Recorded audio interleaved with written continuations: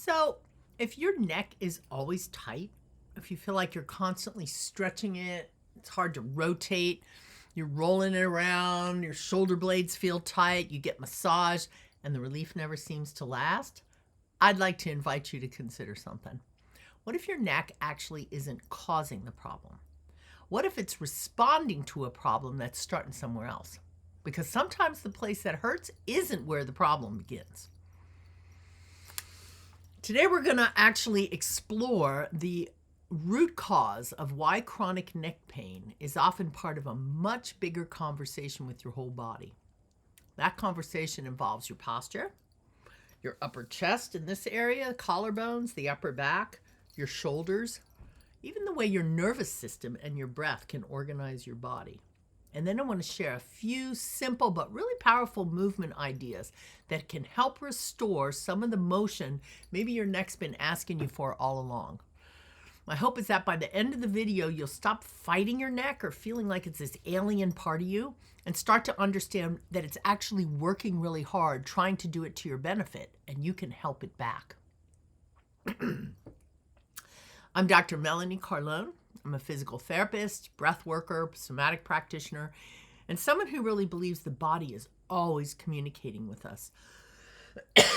One of the things I love about studying movement is realizing the body never complains without a reason. Pain is a message, and sometimes it's asking for your understanding and for rest. Sometimes it's asking for movement. Sometimes it's actually telling you another part of the body has quietly stopped doing its share of the work, and now that place that's painful is taking it up. And the neck is one of the most generous places in your whole body. It compensates for a lot until one day, can't do it anymore. Think about everything your neck does during the day. It supports your head like this 8 to 10 pound bowling ball. It helps follow your eyes as you explore the world because your eyes and your neck muscles are connected. It allows you to look up, down, all around. But somewhere along the way, many of us ask the neck to do something it was never really designed to do. We ask the neck up here to stabilize our posture. So when you spend hours looking down at phones, that's a really big one, or working at computers, or carrying all the stress of the world in your shoulders, your neck quietly starts doing extra work. And it doesn't complain right away. It adapts. And the longer it adapts, the more normal tension begins to feel. So if that part of your neck has gradually become a stabilizer for your posture, what stops stepping up to help? So one of the first places I always become curious about isn't actually the neck, it's the upper back, the thoracic spine. Your thoracic spine below your neck is designed to rotate, to extend, to move with your breath. And your shoulders hanging here are designed to glide across the ribs. They're not even attached to your spine. So every arm movement, they should be gliding and moving with your spine. But these long periods we have of sitting, reaching forward, all the world in front of our bodies, living out the front of our bodies, cause those shoulders over time to potentially get quite stiff.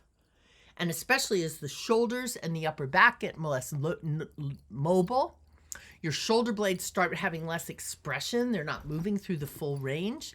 And very often, the neck begins to stress more because all these supportive parts of the body aren't doing what they're supposed to do.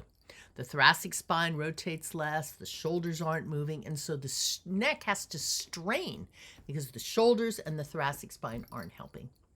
So the neck isn't causing the imbalance, it's responding to it, which makes me wonder, if posture changes that kind of workload, what teaches the posture in the first place?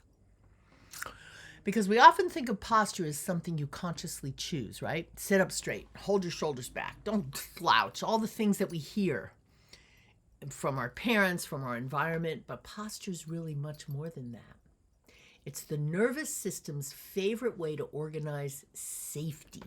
If your body has had years of trying to protect you, for example, through forward flexion and bearing down, or shoulder extension, jaw tension, those positions over time start to feel normal, not necessarily comfortable, just familiar. And then your neck learns to live there. Muscles stay overactive, and the fascia, the connective tissue, adapts to that. and your movement gradually gets less and less.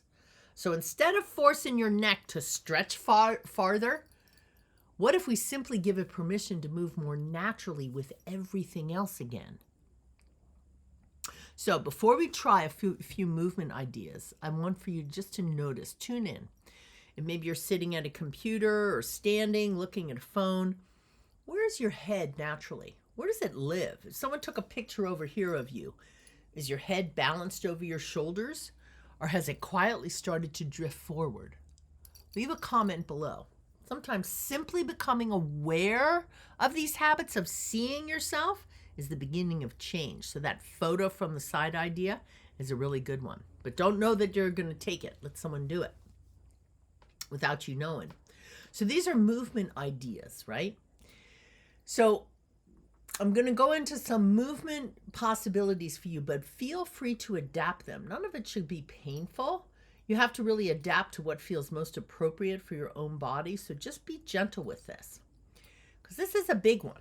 The first one, for all of us with forward head, which is a lot of us, where the head and the cranium actually stick forward. So instead of the ears being over the spine, the ears are over in front of the shoulders. So we're going to work today on getting our curves back so your ear lies over your shoulder, over your hip. That's how your spine's designed. So begin by gently drawing your chin straight back. Not down, right? Not looking up, just straight back. Imagine someone or something lengthening the back of the neck. Okay, and then relax. Let your awareness be around the back of you in your breathing, which slows the nervous system. And again, draw your neck back and just feel that. And feel as you draw the neck back what happens. The collarbones lift. And then relax. For some of us, that's going to feel like a long march. Just go gently. So again, now, third time, draw the neck in, the chin in, the neck long in the back. And now slowly lift your eyes and let your head look gently up as you retract the chin. Not into pain, and for most of us this is going to feel weird, but you begin to move what are called the zygoapophyseal joints on the side into the glide backwards they're designed to have. So looking up to the ceiling, chin drawn in, head back, not forcing, just gently coming up, and then let the chin come back down and relax. Simply restoring the movement gently. That's the movement that often disappears first with forward head. So 5 slow repetitions. Chin in, eyes up, look up. You can give a little wiggle. Lubricate the joint, chin back down, head forward. Okay, 5 times. Retract, look up, head up. Get to where you can feel that tension, rotate, give those joints the motion that they love. Okay, one more time. Again, seeing these zygoapophyseal joints, the head comes back, you look up, and then you're gliding. See the motion in there? You start to restore that natural forward and back motion in those joints. Okay, last one. And then we're going to add something different. So retract the neck again, and then slowly turn your head to the left, and imagine you're looking down your back over your shoulder. And bring the head up, keep the chin in, and look down over the right shoulder. And let your head gently arch up and around. Now, again, adapt this if you need to. Some of us really have issues with this, or cervical discs problems, and might require somebody to look at you a little more closely. But for many of us, as you start to restore the retraction, the looking up and the rotation over the shoulders, as if you were looking to something behind you, you start to restore that glide and rotation in extension that your neck is designed to do. Breathe. Rather than trying to stretch into resistance, invite curiosity. Movement often returns when you give your body the opportunity to be safe enough to return. Okay, so heads gently turn to the left and to the right and back down. Okay, And now just rotate again and feel what you feel. Now let's do a fascia release. Okay? You're going to use your hand. I'm going to rotate left. I'm going to use my right hand and get behind, under my hair, behind my left ear. And I'm going to rotate my head in the direction of my fingers and press in firmly. And then with my chin retracted, I'm slowly going to turn to the right. So my fingertips are dragging right through the fascia at the base of the skull. Okay, so let's try that again. Chin retracts, opposite hand to my left. So I use my right hand for left rotation under my hair. Chin retracts, press in firmly. My eyes can lead. Oh, it feels so good. And then slowly come across, about the midline of the neck. Okay, we'll do 2 on each side. Then you're going to go ahead, that firm but comfortable motion, turn your head to the right. Fingertips come in on my left hand, and I slowly let my head turn to the left, allowing my fingers to move cross friction across the fascia. Okay? And again, firmly in, heads to the right, left fingertips in, and then I'm slowly going to move. And what you may notice as you stop this is it doesn't just affect the neck. Your jaw often gets softer. The shoulders soften. Sometimes even breathing changes. Just notice. That's because everything's connected.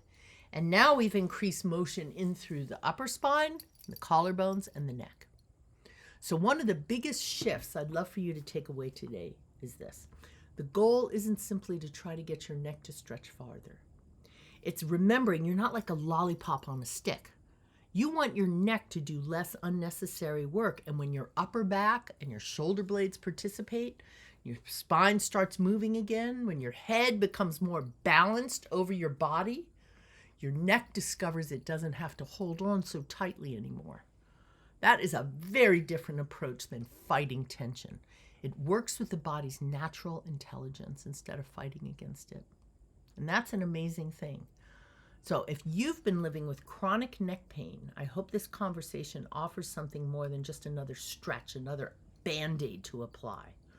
I hope it offers a new perspective, because sometimes the body isn't asking us to work harder. It's asking us to look somewhere else for the connections. And when we restore movement to the whole system, the breath, the fascia, the whole area, the place that hurts often doesn't have to carry the story alone. So if you've tried these movements ideas, I'd love to hear what you noticed. Did your neck feel different? Did you notice your shoulders come down or your jaw relax? Maybe your breathing changed? Leave me a comment below. I respond to all of them. And if this video helped you see your body differently, please do a sister a favor. Like it and subscribe. And move with kindness. Be compassionate with yourself. Breathe with awareness throughout the day. Come back over and again to right now.